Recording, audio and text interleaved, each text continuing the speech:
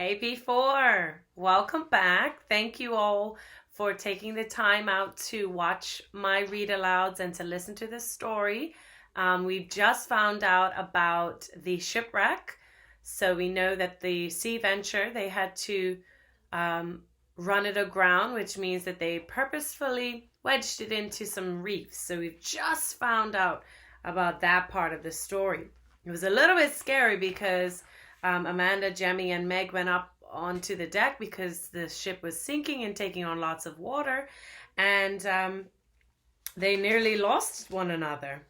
They nearly lost Meg. So we're going to find out what happens next in the story. We've just gotten to chapter 16, which is titled Ashore.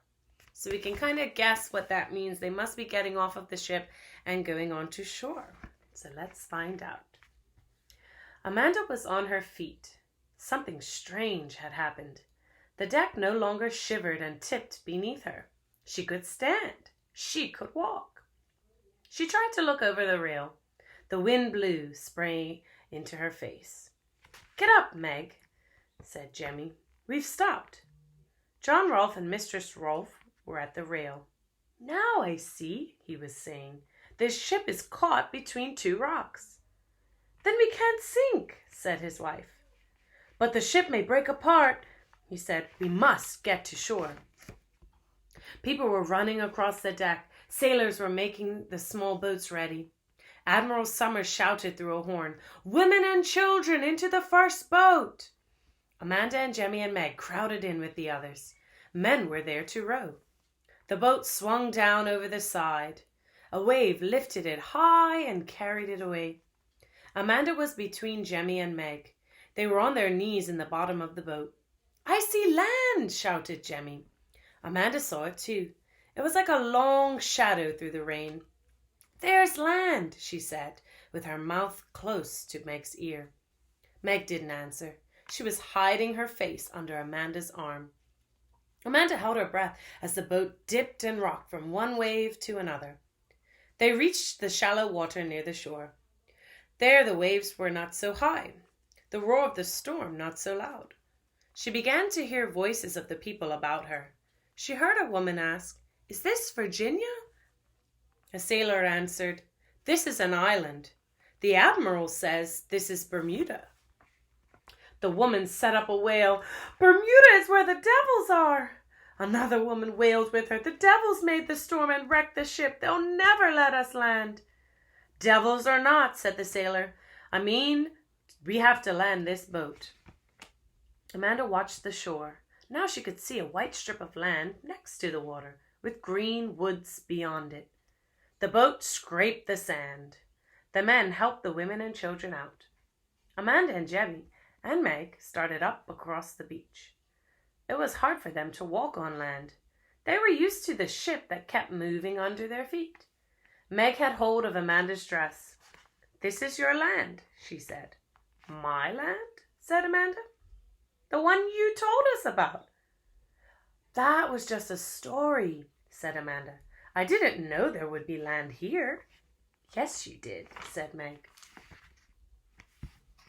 Oh boy. So we just heard a couple of facts that we know from history, that many sailors and many people were actually afraid of Bermuda and coming to the island because they feared that there were devils around, which is why Bermuda got a nickname called the Devil's Isle. And we actually learned in social studies why that was. So many people feared the sea animals in the ocean, and then they heard lots of sounds and noises which often came from the cahal birds on the island and the hogs. So it's quite fun to hear how the author Clyde Robert Buller included some of those facts in his historical fiction story. So let's read on. We're now on to chapter 17, titled The Island. On the island, at least, the storm was over. The small boats had brought everyone ashore. People were resting on the sand. Admiral Summers walked among them. He spoke to them and shook their hands. "We've been through the storm and shipwreck," he said, "with not one life lost." "What of the other ships?" asked Master Hopkins. I pray they are safe, said the admiral. If they rode out the storm, they may be sailing on to Virginia. Someone had built a fire. People sat about it, drying their clothes. Most of them were ladies and gentlemen. There was no room for Amanda and Jemmy and Meg. They found their own place. They lay down on the side of a sandbank and were soon asleep. They slept the rest of the day and all that night. The morning sun was in their eyes when they woke. Amanda sat up. She still felt tired and her back ached. People were up and about. Their voices sounded far away. Beside her, Meg was saying, "There's salt in my eyes." Jemmy was on his feet. Amanda heard him say, "The little boats went out to the wreck. See what they brought?" She saw the heap of rope and canvas and boxes and barrels on the shore. "I think one of our chests is there," said Jemmy. Amanda hoped so. They needed a change of clothing. The clothes they wore were stiff with salt. A man came by. "Can you clean fish?" he asked. "Yes," she said. She tried to get up but fell over. He set her onto her feet.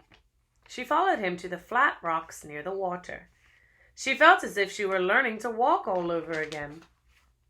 There were fish spread out on the rocks. A man came up with another pailful. "The harbor is full of them," he said. He gave Amanda a knife and she split fish and cleaned them. Robert Waters came up with a pail in his hand. "If anyone is thirsty," he said, "I found pools of rainwater up there on the rocks. And see what else I found."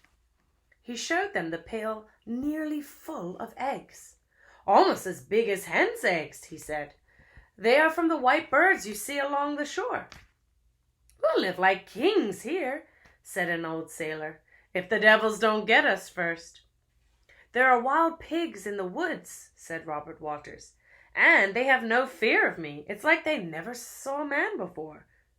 "You saw no devils?" asked the old sailor. Robert Waters shook his head. "Since I was a boy, I've heard of the Bermuda devils," said the sailor. "Now I think there are no devils here, and never were. Sailors from Spain found these islands long ago. They wanted Bermuda for themselves, so they told tales to keep everyone else away."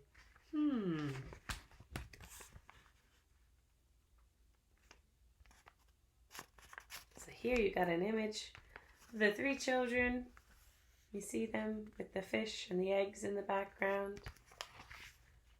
They're starting to cook. Someone has built a fire. Master Waters took the knife from Amanda. "I'll clean fish for a while. Go and have some food." A kettle was boiling over the fire. The ship's cook stood by with a long spoon in his hand. Amanda and Jemmy and Meg waited in line. Each one was given a wide, thick leaf from a palm tree. Onto each leaf the cook spooned a piece of fish and 2 eggs. They went to the edge of the woods out of the hot sunlight. Amanda helped Jemmy and Meg take the fish off the bones.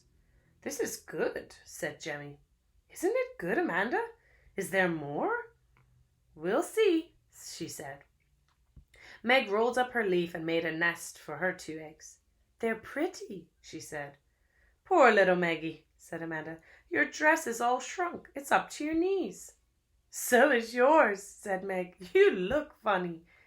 "We all look funny," said Jemmy. But no one laughed. They couldn't laugh yet, thought Amanda. They felt beaten and tired, and the sound of the storm was still ringing in their ears. So, wow, we kind of got a quick fast forward into life on land now that they've shipwrecked onto Bermuda. We heard a little bit more of the facts from the history. They mentioned the birds, and they mentioned the Spanish sailors and how the sailors probably told old tales and stories to keep others off the island. So if anybody heard about devils, of course they're not going to go there. So we've got just a few chapters left now, guys, boys and girls. So I wonder what's going to happen next with the family, because we know that they were trying to get to Virginia and they were trying to get to their father. And the other ships must have continued on. Will they ever get there? What will happen next? So we've got We've now got 6 chapters left. So I wonder what's going to happen in the next 6 chapters. Stay tuned next time. If you want to get quick alerts, you can hit subscribe to Miss Newsom's channel, and I will see you next time.